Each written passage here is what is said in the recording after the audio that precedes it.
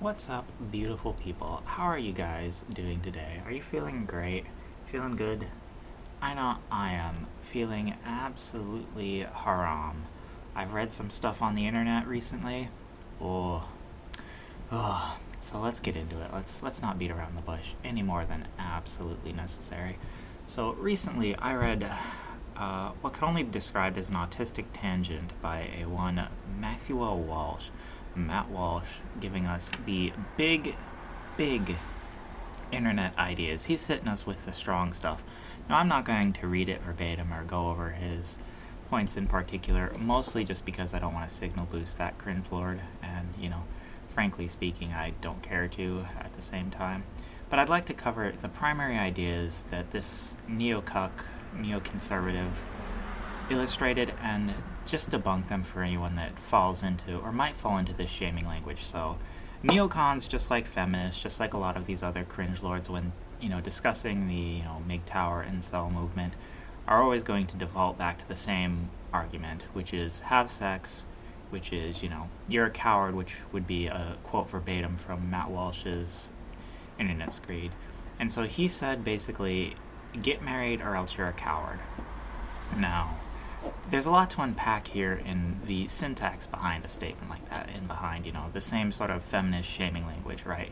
So, what he's really saying is, act in my best interest, not your own, contribute to my system, prop up the system of neoconservatism, of neoliberalism, of, the Vietnam invaders, of the cringe lord left lunatics, of the feminists, of the people Matt Walsh is aligned to.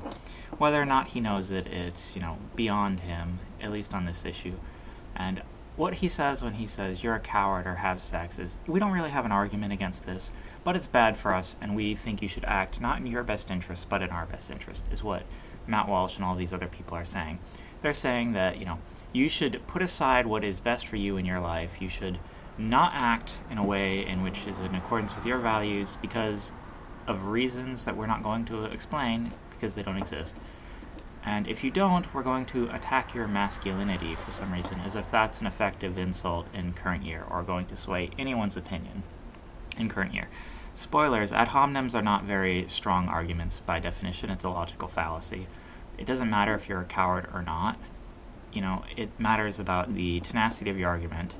One could say, how good is your argument is all that really matters. It doesn't matter if you're ugly, it doesn't matter if you're stupid. It matters what you say and, particularly what impact that has on as far as social relevance goes. So the reality of the situation is that marriage is just a bad deal and a bad idea. And Matt Walsh correctly points out that marriage is the fundamental, the building block of the neoliberal, neoconservative, Judeo-Christian cuckold society, right? It is the basis of it. And if you're not contributing to that, then it will fall. Like, even the 7 million men already that aren't looking for work, aren't interested in relationships, are escaping, are protesting, are giving the Gandhi to the United States. You guys are based. Big ups. The 7 million men, they're ripping things down. And if that number keeps going up, then the system that Matt Walsh uses to profit, the system that's going to guarantee Matt Walsh's kids a wonderful life, the system that's going to guarantee Matt Walsh that even if his slower degenerate leaves him, he's still going to be a wealthy man and he can cover the fees and all of that, and his 401k is still going to do fine. And all of that's going to collapse if you don't slave away, if you don't get married to some hoe that's going to take your money, that's going to divorce you for no real reason because she can, that's going to use the power she's been invested in from the state. And let's be clear here, Hydra is holding the head of the hero that slayed her in the, Roman tradition, in the Greek mythology, out in front of the steps in my state's parental court, right? So she's holding the head of the hero. She's objectively evil, and the things Matt Walsh is arguing for are objectively evil. They don't have an argument against the marriage statistics. They don't have an argument against why you should do these things, except that it benefits them, and that, their society is going to collapse if you don't bend over backwards and try to continue this neoliberal, neoconservative cuckold shit show. Like, full stop. And when Matt Walsh calls people a coward because they're not interested in bending over backwards to make sure his 401k continues to be lovely, it's not a really compelling argument. People aren't buying it. One, ad hominems don't work. Like, it doesn't matter how much you call someone a name. That doesn't disprove their argument. It's, you're not going to get someone in current year to act against their own best interests, act against themselves by just calling them a name. You're going to have to do better. You're going to have to present an argument here, Mr. Walsh. And you and your feminists and all of the people behind the marriage institution. Like, let's be clear here what you want.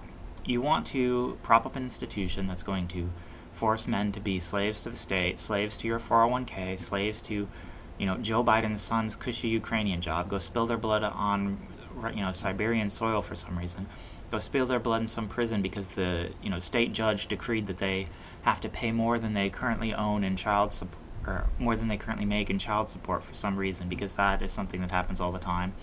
And if you can't pay it, then they'll throw you in jail until you can pay it. Spoilers, you won't be able to. And then they will tax, your work in prison and then give that to your, supposed ex-wife. And all because she lied. And all because she got bored of you and decided to leave you. Like, absolutely ridiculous. There is no argument Matt Walsh or any other feminist is going to present that's going to make any sort of sense or going to try and force anyone into the marriage institution. If you cannot make an argument for a positive marriage, for a situation where it benefits men, or an on average good outcome, then men are just not going to do it. And that's, primarily the big problem with, Matt Walsh and a lot of these other conservatives. They don't have a message for men, they don't have a solution, and they don't care to. They hate you. And, he ends off his screed by crying that, by not getting into this marriage shenanigans, you're going to make the left win. You're going to let these people destroy the country. And yes, yeah, if I have someone that at least is honest about their hatred of me, I'm going to pick that over the person that's deceptive about their hatred of me. Like, let's be clear here. Both Matt Walsh and, feminists hate the average man, right? They hate these incel types. They hate all of these people that, don't fit into their very, rich, social bubbles. So because of that, because he feels that way, he's going to try and shame you into going through the ringers, into going into the divorce meat grinder, or the Ukrainian meat grinder, or anything else they're going to throw out this shaming language like, die for Joe Biden's cushy Ukrainian oil energy job, or else you're a coward, or any of the other things these neocons are going to cry about. Not an argument. None of it is impactful or meaningful. All of it's a logical fallacy. And at the end of the day, it's not going to work. I'm going to continue to preach, as I hope a lot of people are going to continue to preach, that there is no future in Judeo-Christian values in the West. It's done. It's over. Bring the system down. Take it down. And when everything collapses, when martial law is declared, we'll see who's the coward, Matt Walsh.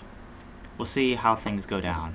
And whoever comes out on top, be it, the feminists, we continue in the gynocracy, be it the Chinese, be it the Russians, I don't care, but it's at least a chance. It's better than what could potentially happen now. And yeah, that isn't in your best interest, Matt Walsh. I'll agree. It's not good for you, but it's the best shot I have. How about you deal with providing a future for your children and providing a society worth living in for your children? And I'll deal with the crippling loneliness and, missing a part of, the hierarchy of needs, or Maslow's hierarchy of needs, that I'm going to be missing by not having relationships. I'm a 35-year-old virgin, just how it is. So, I will deal with my problems, and then you can figure out your problems. I will act in my best interest, and you can act in your best interest. And before you go off with the bitter, hateful shenanigans, again, ad hominem, not an argument. You can be bitter and hateful, but you can also be right. Hitler built the Autobahn, etc. Like, you're going to have to actually come up with an argument if you want people to take you seriously. And at the end of the day, none of this is an argument from, this whole gynocracy, these people holding up the current thing, the status quo, whether or not Matt Walsh, understands it or not. He's part of the neoconservatives. He's part of the warmongering cult. He's part of this, federation of women that are going to throw men into meat grinders, that are going to throw them into divorce meat grinders, or have their blood shed on foreign soils, or all of these things. And they're going to lament, and they're going to whine, and they're going to try and use social pressures that don't work anymore to get you to do things. And, at the end of the day,